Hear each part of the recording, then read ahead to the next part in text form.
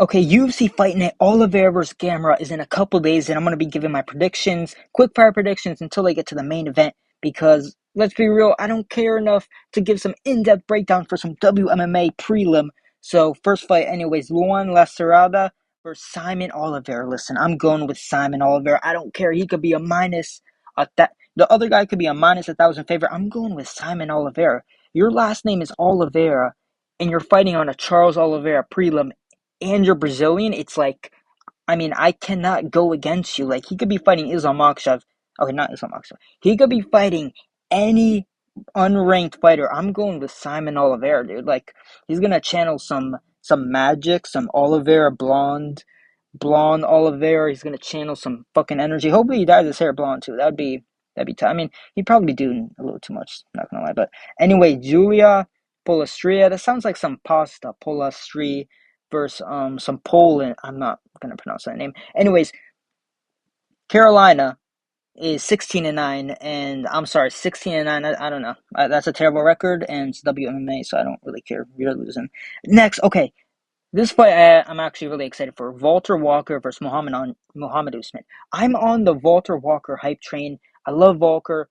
3 fights, 3 finishes, 3 heel hooks, and Usman isn't that good of a heavyweight. He's a mid heavyweight. He's just a big muscly guy who's black and athletic. That's literally it. He's completely mid. The only thing I fear for is Walter Walker, his striking is not good. Muhammad Usman, say we want about him, he at least has mid striking. Like he's just a mid all around fighter. Like he's got a decent striker. Walter Walker does not have good striking at all. Like he looks like a deer in headlights on the feet. He does not like being on the feet. He's ass on the feet. And really, he's a heel hook merchant, I mean, he's really good at heel hooks, but he's been winning all those fights. Like, what's going to happen if you can't get a heel hook? Because Muhammad Usman, he's pretty strong. I mean, he's not the easiest guy to take down, but still, I don't think Usman has that good of jiu-jitsu. I think Walter Walker is gonna take him down and heel hook him. But still, it'll be worrying if Muhammad Usman is good enough to defend the takedowns and it's on the feet. I think Usman wins that, but I'm going with Walker. Going with Walker. Anyway, anyways, Lucas Rocha versus Stuart Nicole. I don't know. Dude, I'm going with Lucas Rocha. He's a Brazilian. You're fighting on a Brazil. I don't even know if this card is still in Brazil. No idea, but I'm going with Racha, I don't know, bro. Mia but Mesquita versus okay.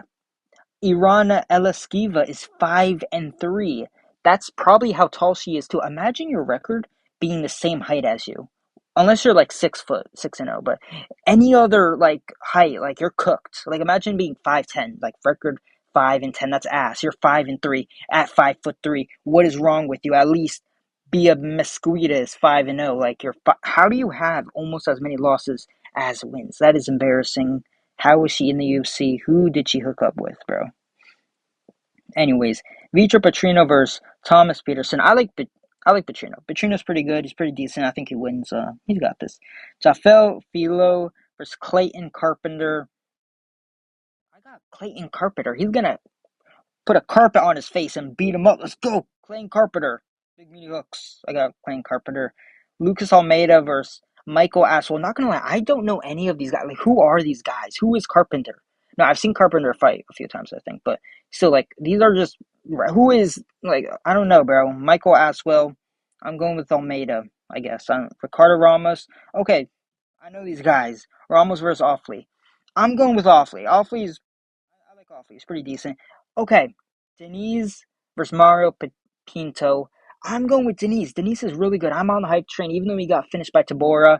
And Pinto, I'm not sure who he beat in his last fight. He beat that black guy, that black former NFL player, I think.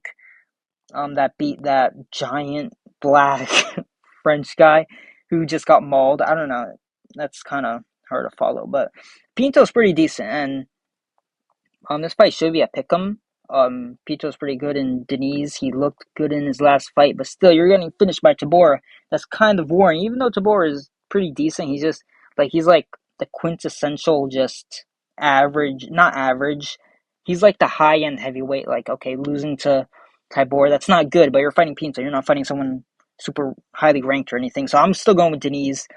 I trust in him to improve and look better than he did in his last fight, and he looked good in his last fight too. So okay, Vicente Luque versus Joel Alvarez. I think Alvarez completely destroys Vicente Luque. This is gonna look like a crime. Like Joel Alvarez. First of all, lighter man skill. Alvarez is a lightweight going up to welterweight. Vicente Luque is a welterweight that's going to the retirement home like he's looking ass. And he got a decent win over that super dark guy, but it's like I don't even know his name, but he was really black, that's for sure. But and then you lost to Kevin Holland, who looks so ass in his last fight, and it's like Vicente Luque just isn't good. Like he isn't good for welterweight. You're fighting Joel Alvarez, who's looking really good at lightweight, at a lighter man skill. Like he's fighting these lighter guys. Now he's moving up to welterweight, and the first guy he's fighting is Vicente Luque. Like he's gonna take a dump on Luque, and I think he finishes him brutally. He has good knees. Joel Alvarez has good knees, good clinch game, and I think he just completely outstrikes him and kills Vicente Luque. It's gonna look bad. It's gonna look nasty. Next, Deiveson Figueiredo versus Montel Jackson. Listen, I know people want to pick Montel Jackson because Figgy lost to Jan and he looked bad against Corey Sandhagen, and he is kind of on the older side, and he did tear his ACL. It does seem like it now is the best time for Figueiredo to lose to someone like Montel Jackson. I don't think Montel Jackson is that good. I don't know why he's a minus 320 favorite.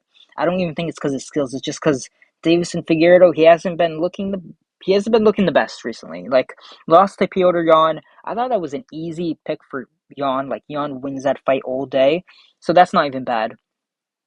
Lost to Corey Sandhagen. He did look really bad against Corey Sandhagen. I don't know what he was thinking in that fight. He is a bit on the older side, and then he tore his ACL. So, and this is flyweight where the younger guys really do thrive. I'm not even sure how. So he's 33. He's in his prime. Figueroa. I don't. I'm going with Figgy. I'm going with Figgy. He's gonna. He's a crafty vet, man. He's a crafty vet. He's gonna pull this one through. I believe in Figgy to beat Montel Jackson. Even though Figgy hasn't been looking the best recently, it is Montel Jackson. You're not fighting Corey Sandhagen. You're not fighting Piotr Jan. He dropped Jan too, and it's gonna take more than one bad performance against Corey Sandhagen to for me to pick against him against Montel Jackson, bro. Next, Gamrot versus Charles Oliveira. First, this fight is a pick'em. I do not understand why this fight is a pick'em. I get Gamrot is good, but I'm really going for Charles Oliveira in this fight. I wholeheartedly believe he destroys Gamrot. Like I think Beneil Dariush played the game plan perfectly to fight Gamrot. Defend takedowns or scramble up from takedowns and outstrike Gamrot on the feet. Gamrot is a bit chinny. He always has been a bit chinny. He's been dropped multiple times, especially in the first round. He is really open in the first round. And Charles Oliveira is known to be a fast starter. Like he starts really fast. So I don't think this is a good matchup for Gamrot in the slightest. And then you also consider it was on short notice this fight, but Gamrot was preparing for another fight anyways, but still he wasn't preparing for Charles Oliveira. And Charles Oliveira he's a really fast starter. And like when I see Gamera get dropped in the first round by RDA, like Jalen Turner, like he's getting cracked early, dropped by Beneil Dariush, like you're getting dropped by all these guys early in the fight, and now you're fighting Charles Oliveira. You can't tell me Gamera is not gonna at least get dropped, let alone knocked out. He's gonna at least get dropped. Come on, in the first round. And Gamera does have really good grappling, but one thing about Gamera is he does have good wrestling. But one thing that he doesn't have like a good skill set is jiu-jitsu. Like his overall grappling isn't that good. He has really good takedowns. I think he's a better overall wrestler when it comes to pure wrestling. I think he's better than Arman Tsarukyan when it comes to pure wrestling. But grappling, Tsarukyan's a better grappler. Like he just has better jiu-jitsu. Gamrot does not have good jiu-jitsu, and he doesn't have good top control. He takes you down, you get back up, but he doesn't have Marab cardio. So like he's gonna have to wait a few seconds before he can shoot on you, or 10, 20 seconds, whatever. So him fighting Charles Oliveira, I just think Gamrot is going to go for takedowns. Oliveira is going to defend the takedowns, or Oliveira is going to scramble back up because Dan Hooker was able to scramble up using submissions. I think Charles Oliveira can do the same.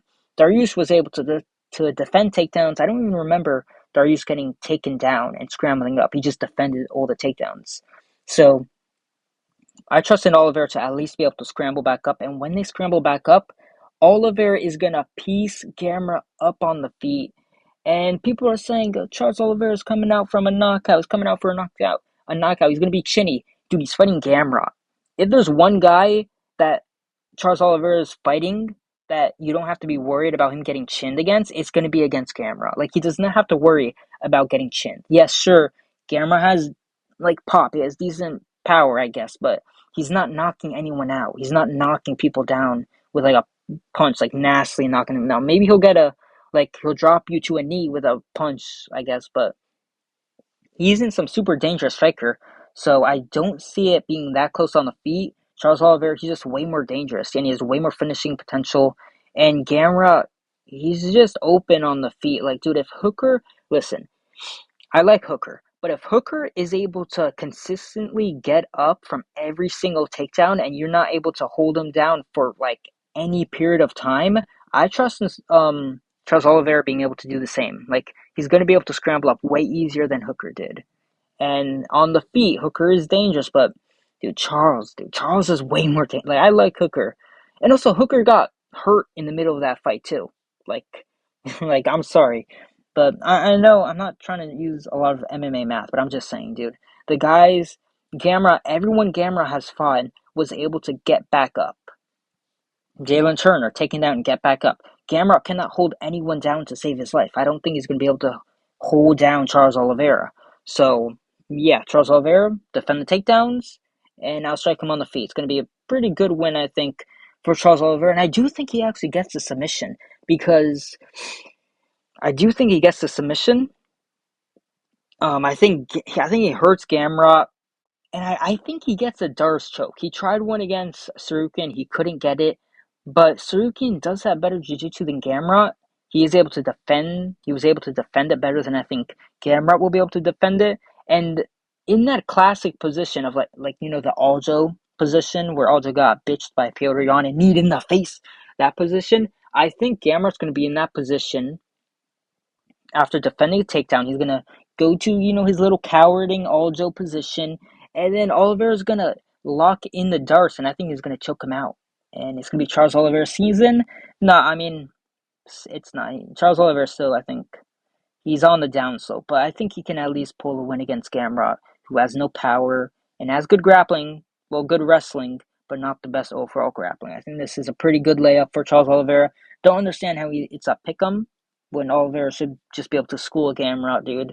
Yeah, Gamrot's good, but I do think he's the dark horse in the division, but this is still Charles Oliveira, boy. Still Charles.